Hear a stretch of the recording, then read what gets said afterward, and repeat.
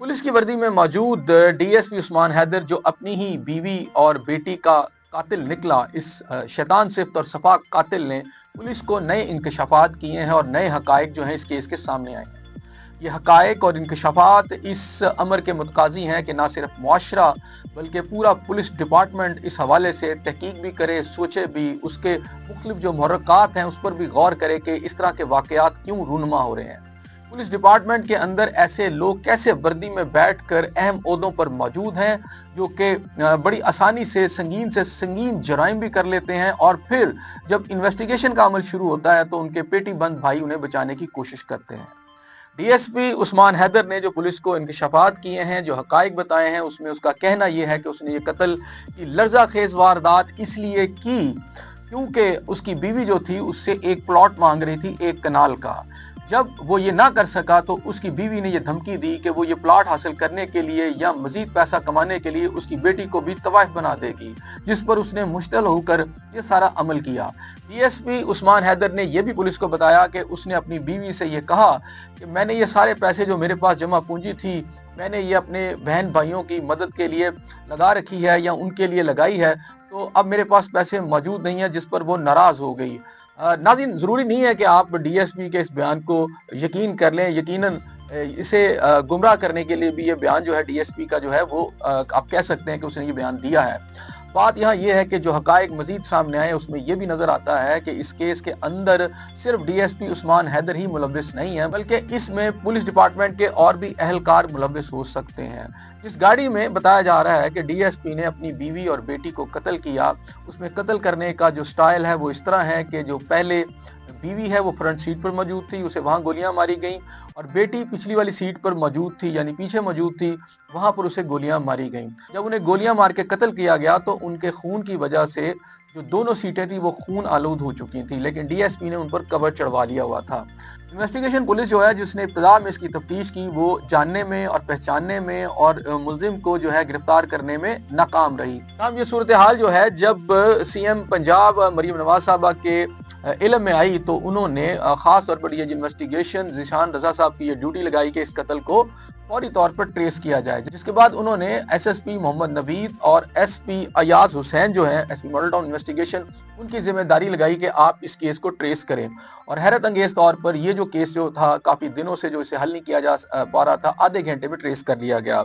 मुलजिम को ये बताया गया कि उसके बिलोंगिंग से ऐसे शवाहिद मिल गए हैं जिसकी वजह से साफ पता चल रहा है कि वो कातिल है, जिस पर वो ब्रेक हुआ और उसने बाकी तफसीलात बताई। लेकिन नाज़रीन, इसमें अहम बात यह है कि शेखपुरा के अंदर जहां फौरी तौर पर पोस्टमार्टम करके अननोन जो है डिक्लेयर कर दिया गया,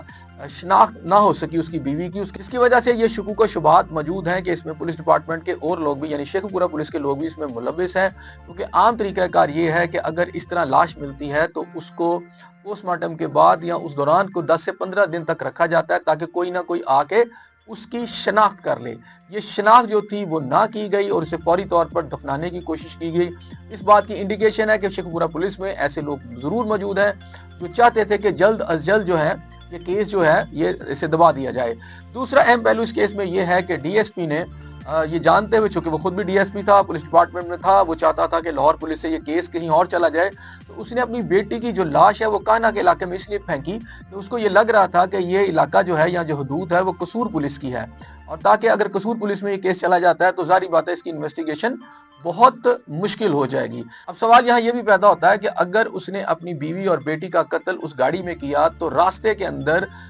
सेफ सिटी और बहुत सारे प्राइवेट कैमरे मौजूद हैं जो गाड़ी के अंदर जो कुछ हुआ या गाड़ी के अंदर जिस वक्त वो लेके जा रहा था अपनी बीवी और बेटी को पता लगाया जा सकता था। इससे पहले पुलिस ने ये सारी जो पहलू हैं इसके ऊपर गौर क्यों नहीं किया, कैमरों की फुटेजेस की मदद क्यों नहीं ली। अब जबकि ये सूरत हाल सामने आ चुकी है तो इस बात का कभी इम्कान है कि अगर इन कैमरों की मदद ली जाए और इसके यहाँ लाहौर से निकलने और फिर शेखुपुरा तक पहुंचने की वीडियो हासिल कर ली जाए तो आपको पता चल जाएगा कि उस गाड़ी में कितने लोग और मौजूद थे या मुलजिम की मदद किस किस ने की।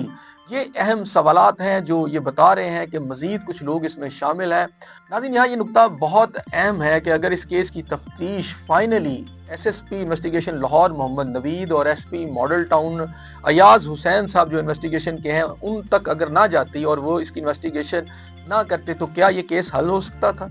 यकीनन हमने ये देखा है कि जब से ज़ीशान रज़ा साहब DIG इन्वेस्टिगेशन लाहौर आए हैं और उनके साथ SSP मोहम्मद नवीद और अब ये SP मॉडल टाउन की एक ऐसी टीम बनी है जिसके अंदर हमने बहुत सारे और केसेस को हल होते भी देखा है संगीन नवीयत के। अब ये जो केस है ये बताता है कि इस वक्त पंजाब पुलिस के अंदर इस तरह के अफसरान किस तरह इन सीटों पर बैठ जाते हैं। और दूसरी अहम बात यह है कि जिसने अपनी बीवी और बेटी का कत्ल इस तरह कोल्ड ब्लडेड किया है, क्या उसने इससे पहले कुछ और वाकयात नहीं किए होंगे?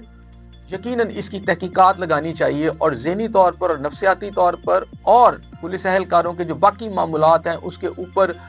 डेफिनेटली डिपार्टमेंटल तौर पर ऐसी नज़र रखी जानी चाहिए जिससे पता चल सके कि कहीं कोई और पुलिस एहलकार तो इस तरह के संगीन जुराइम में मुलविस नहीं है। जहाँ तक लाहौर पुलिस का रिकॉर्ड है तो वो कोई ज़्यादा अच्छा नहीं है। पिछले कुछ अरसे से लाहौर पुलिस के अंदर पुलिस एहलकार ही सब इंस्पेक्टर, इंस्पेक्टर और इससे नीचे लेवल के जो लोग हैं और अब ये DSP,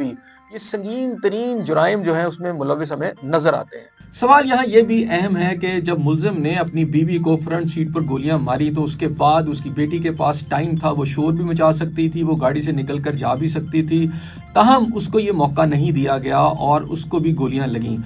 पुलिस इन्वेस्टिगेशन के मुताबिक 2 गोलियां मुलजिम ने अपनी बीवी को मारी और 2 ही बेटी को मारी। लेकिन सवाल यहाँ ये पैदा होता है कि जब उसने गोलियां मारी तो वो इर्द गिर्द मौजूद लोगों को क्यों नहीं पता चला कि गाड़ी के अंदर इतनी लर्जा खेज वारदात हो रही है? क्या ऐसा मुमकिन है कि कत्ल कहीं और किया गया और यहाँ लाके लाशें रखी गई हों? अभी भी बहुत सारे ऐसे पहलू इस केस के मौजूद हैं जिस पर मजीद इन्वेस्टिगेशन जो है वो दरकार है।